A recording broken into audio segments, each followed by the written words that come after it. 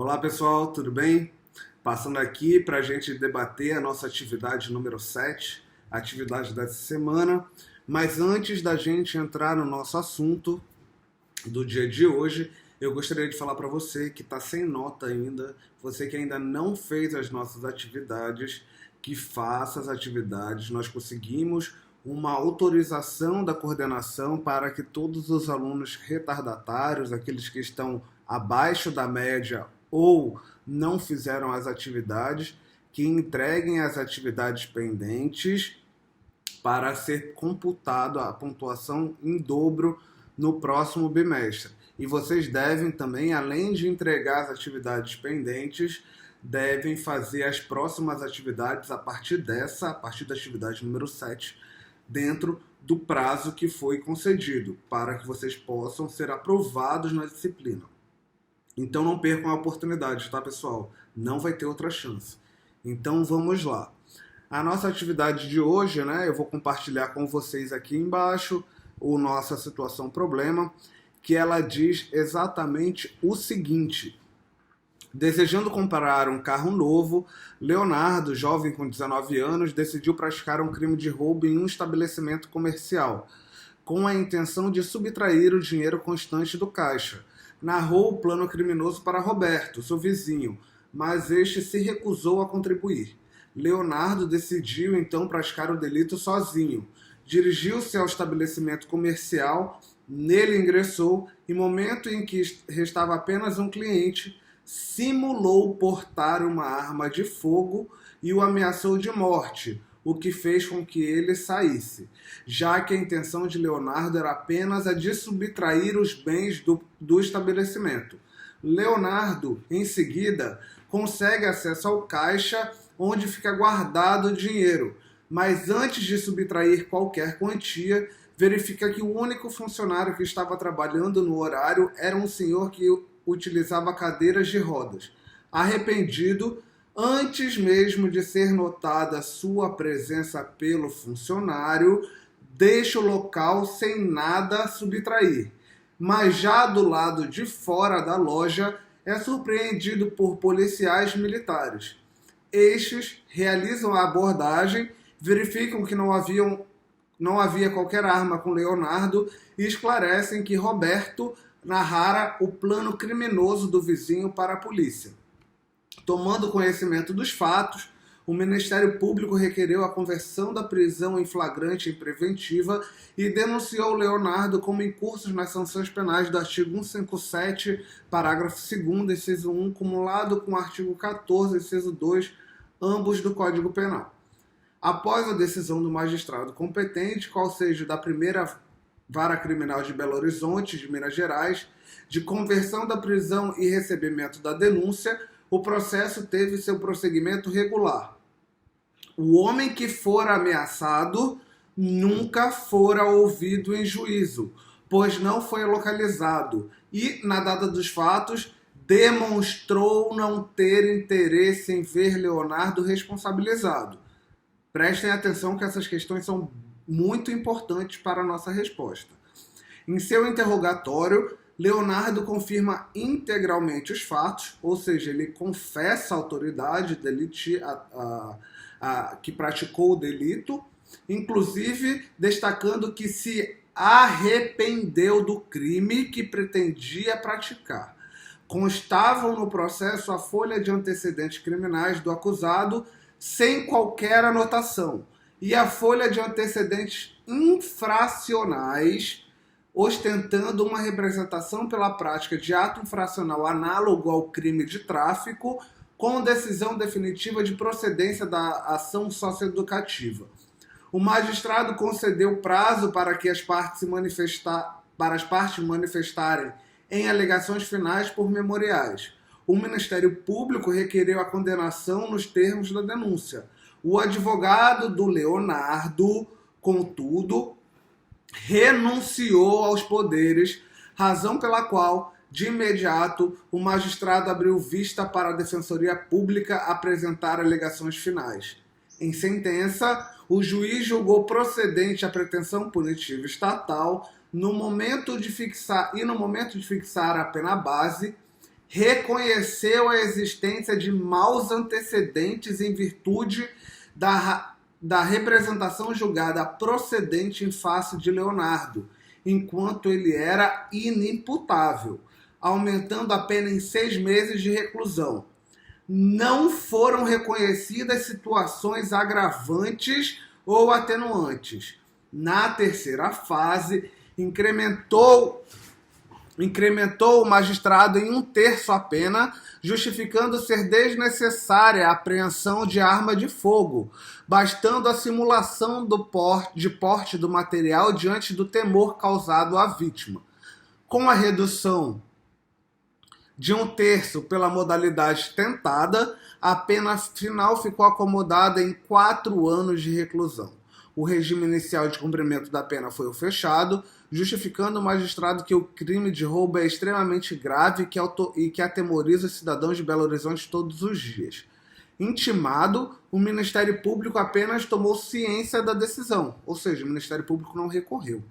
A irmã de Leonardo procura para, na condição de advogado, adotar as medidas cabíveis. Constituída nos autos, a intimação da sentença pela defesa ocorreu no dia 8 de maio de 2017, segunda-feira, sendo terça-feira útil em todo o país.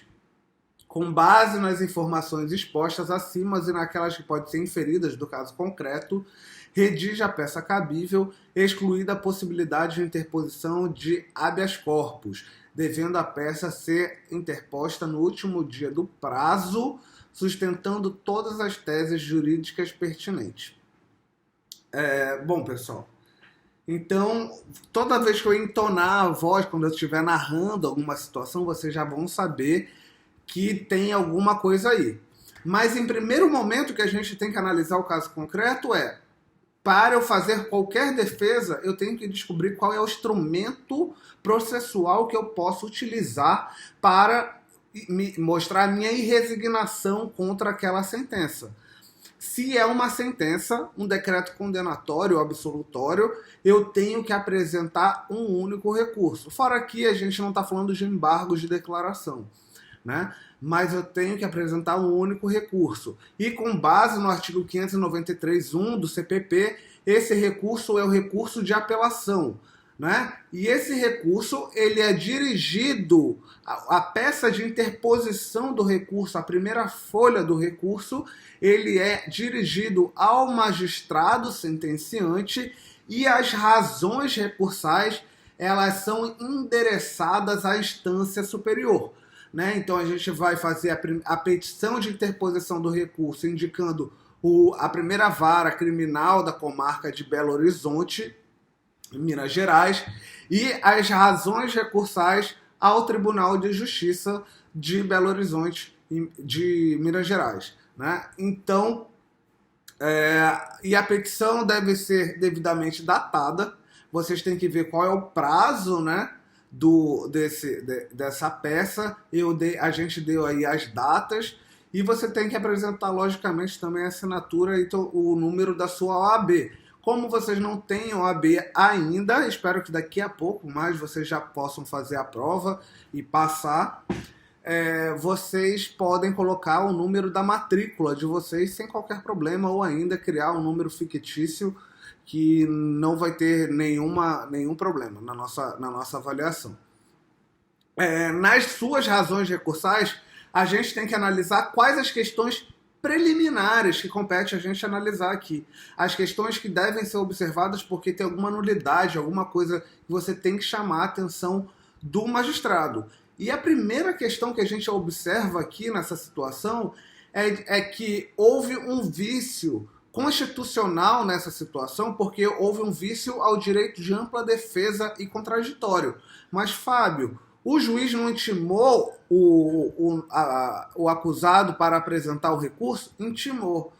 Ocorre que o advogado do nosso acusado, né, o nosso defendido aqui, no caso, ele renunciou.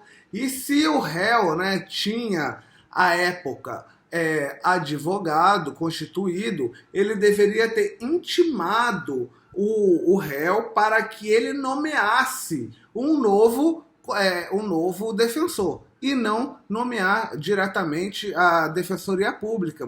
A gente não sabe se o réu teria algum interesse em nomear algum outro advogado. Até porque a Defensoria Pública provavelmente sequer teve contato com o réu, então ela apresentou uma defesa conforme o que está nos autos, a parte escrita dos autos, né? E ela não teria como influenciar a decisão com base na oitiva do réu para efetivar o direito do contraditório e ampla defesa.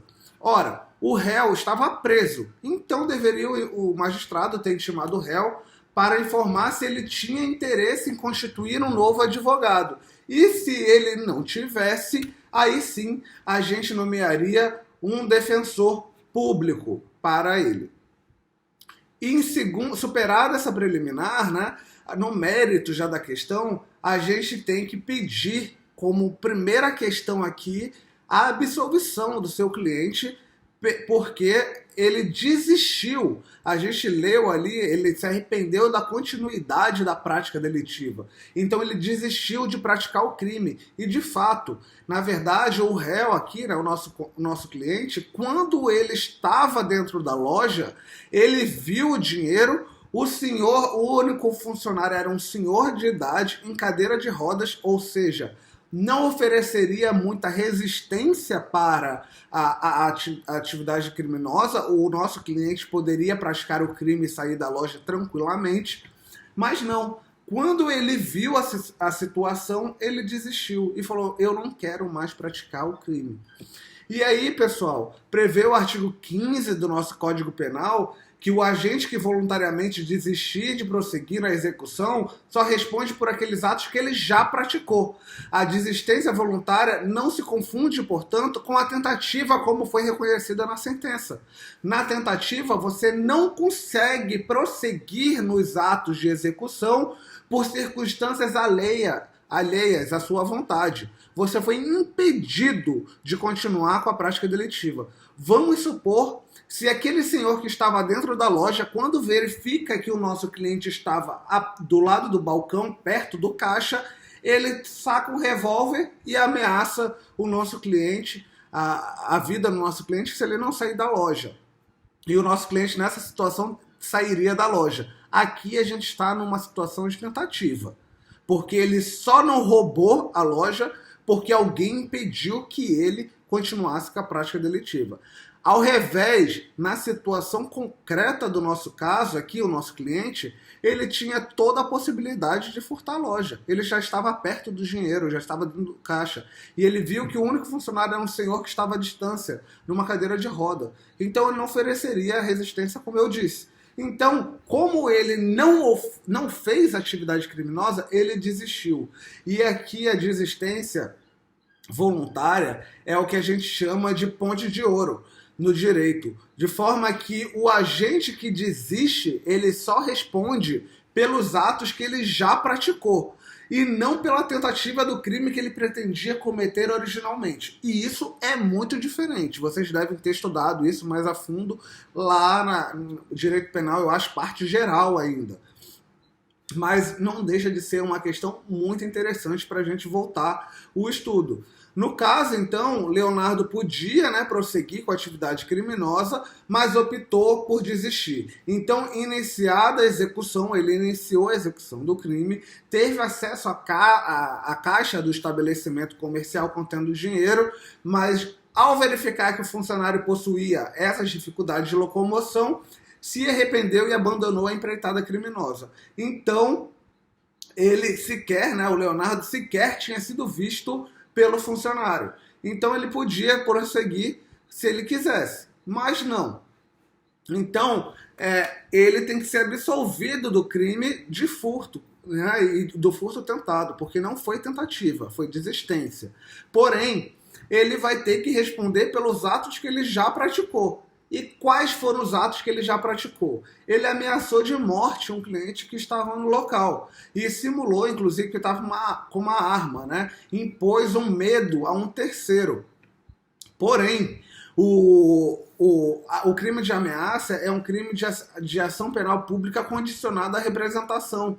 E como a representação nunca ocorreu, a gente viu na nossa questão, inclusive, que a vítima dessa parte do delito sequer tinha interesse em ver Leonardo condenado, ele não poderia ser condenado pelo crime de ameaça. Então, ele deve ser absolvido integralmente de todo o delito que lhe foi imputado. Mas, se ele não for absolvido, você, na condição de advogado, ainda quando pede a mudança em recurso, você vai utilizar o princípio da eventualidade. Na eventualidade da sua tese não ser adotada, você tem que abordar as demais questões que estão no processo e que podem ocasionar a modificação do julgado. Nesse caso, se ele não for absolvido, a gente tem que analisar a questão da dosimetria da pena, se foi correta, se foi correta a imputação a não imputação de alguma agravante ou de alguma atenuante. E em primeiro momento, a gente vai requerer, então, nesse caso, a aplicação da pena mínima a aplicação da pena no mínimo legal. E o porquê? Porque ele foi condenado, né, e teve o reconhecimento da existência de representação de ato infracional, o qual não pode justificar, gente, o reconhecimento de maus antecedentes. A punição de Leonardo, quando ele era inimputável, não pode ser utilizada para prejudicá-lo penalmente, gerando aumento da sua pena.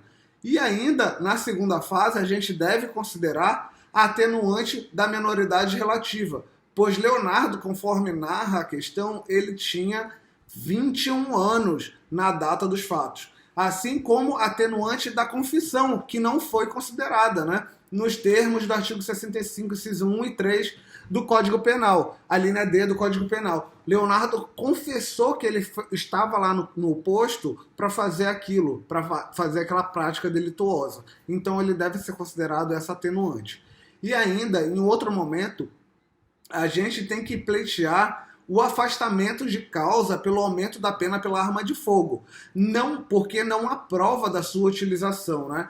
Como fala o enunciado, a gente viu que Leonardo simulou portar uma arma de fogo, sendo certo que a vítima nem mesmo foi ouvida, não foi apreendida a arma de fogo com o mesmo.